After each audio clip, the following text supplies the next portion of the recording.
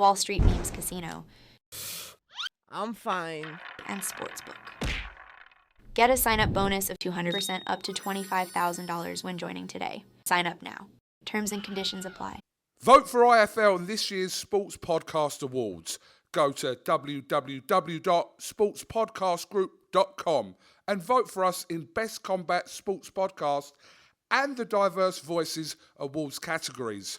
IFL Pod, available across all major streaming platforms now. This is Oscar Bevis for IFL TV. Ollie. Nice to meet you, my friend. Thanks for having me down at Brixton today. How's things? Yeah, all good, mate. All good. Training's going good. Just started my 6-week camp. So, well, to be fair, I've been camped for 8 weeks, but yeah, now the 6-week camp's just started, so it's good. I'm feeling fit already. I could do a 6-rounder already. Well, I've got to say, for someone who, as you said, has just started camp, you look in bloody good shape. I mean, you put someone like me to shame, but you look in ridiculous shape for someone who's just starting out of camp. Cheers, mate. No, do you know what it is? It's just obviously, yeah, we had Christmas, but I was in Barbados with Christmas, lovely, eh? But I was ticking over out there, so I was training, doing hill sprints and stuff like that. So when I come back, I was ready, I was fit, you know? So as soon as I got back to the boxing gym, I was pretty much shape already, so, and then now I'm just smashing it now, I'm ready.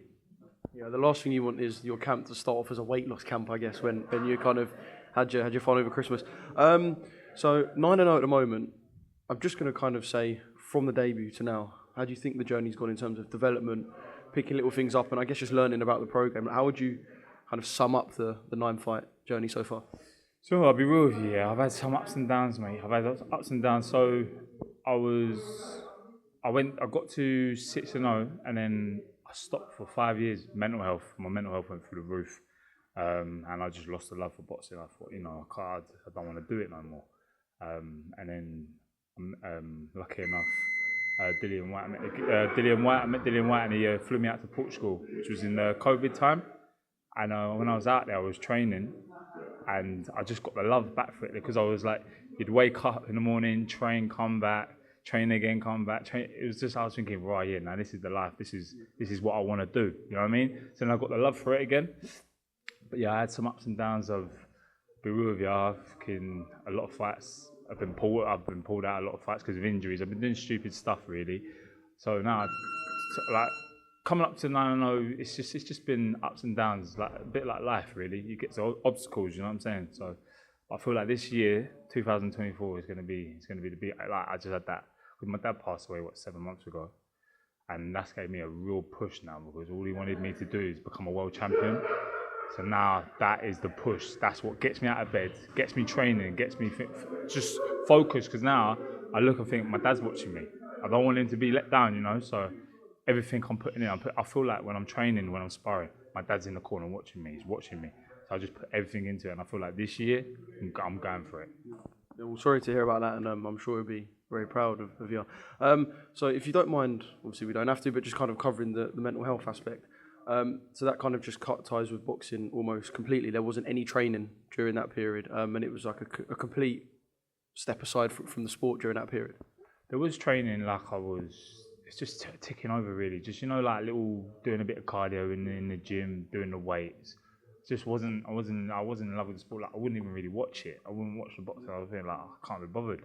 But I was still training because I still wanted to look after my body. But I can't lie to you, there's a picture of me on my Instagram, and I look quite fat, to be fair. So I thought I was training, but yeah, I was a get fitter. You know what I mean? A get fitter. So yeah, but yeah, that's what it was, really. I mean, Portugal must have been a wicked experience with Dillian. I know, obviously, the camps he was doing out there were for big fights as well, so that would have been Dillian, like, in his peak training mode. I remember seeing the videos and seeing it looked like a serious, like, dog training camp. And I guess it would be pretty easy to get the love back for boxing when you're in that environment. Just tell me kind of, I know, a couple of the bits that we wouldn't have seen from the Instagram videos of what that Portugal camp was actually like. Yeah, so my old trainer, Ruben Tavares and Pete Massiano, they were my old trainers. I'm not with them no more, unfortunately, but they were wicked people. They brought me out to Dillian White's training camp in Portugal because they were training them out there. And mate, it was just, honestly, you know, when you just get there, you think, right, that's it. It was a proper spit and sawdust gym, like, just straight away. I was thinking it'd be like luxury sort of gym out there, no? Like, do you know what? It was nice. It was in Villamora. It was away from, and the thing is, it was in COVID time, right? So there was no one in sight. And I was looking on my Instagram, and you see people in London, they can only go out for like 1 hour. And I'm videoing myself on the beach, doing runs on the beach. I feel sorry for you guys.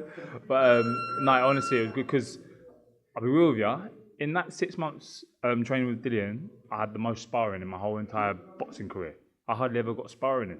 So in that, I was sparring with Dill, I was sparring with John Harding, Pesta, Jamie Smith. I was sparring with all them boys. So I was really like, I was learning a lot, do you know what I mean? Because we were sparring 3 times a week. So I was just taking loads in, and obviously sparring with Dill. He's a big lump, you know, you can't mess up. Yeah, too right.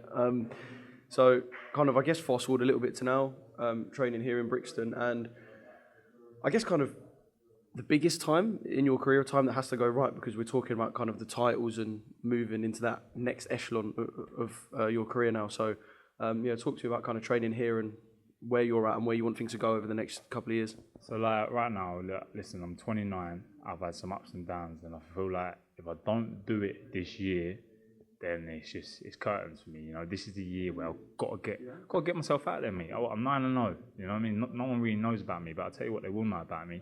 So I need to get myself out there. Have this fight on the 1st of March. Get the 10-0. And then I'm hoping to go for a title fight. Listen, I want titles this year. So anyone in my weight division, I want to go for them. You know what I mean? Because at the end of the day, in my way, I've got to go for them and take them out because I want to be the best. You know what I'm saying? So that's what it is. Mate, I love it. Straight to the point, simple. Quite a broad question, but what title have you got in mind? Are you one of them who just kind of wants to have a strap here? Or are you one of them who looks at a belt and goes, that's one I need? Like, what's the thinking behind title? We want the world title, don't we? Yeah. We want the best. I want to go.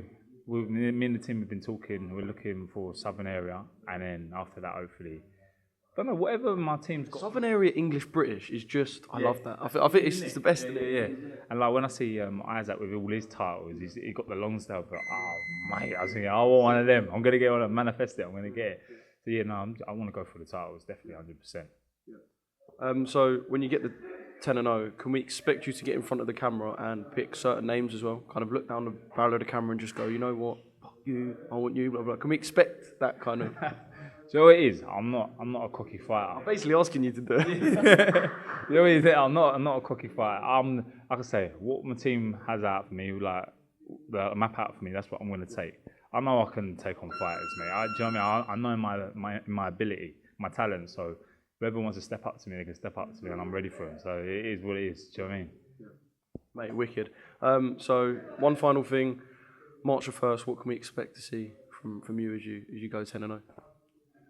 March the 1st. Listen, I'm not going to give too much away, but like I say, me and the team, like Bobby and Connor, honestly, being with these boys, like my technique, my power's changed. Like they're making me become a completely different fighter. I used to just always want to come forward and just have a tear up with you. I get whack, get smashed about. But now it's like I'm setting up my shots now a bit more. Do you know what I mean? So yeah, Bobby and Connor, they've really changed me. Thankful for a Wowie boxing gym. So yeah, 1st of March. Listen, it's gonna be a surprise. Just be ready for it. Wall Street Memes Casino. I'm fine. And Sportsbook.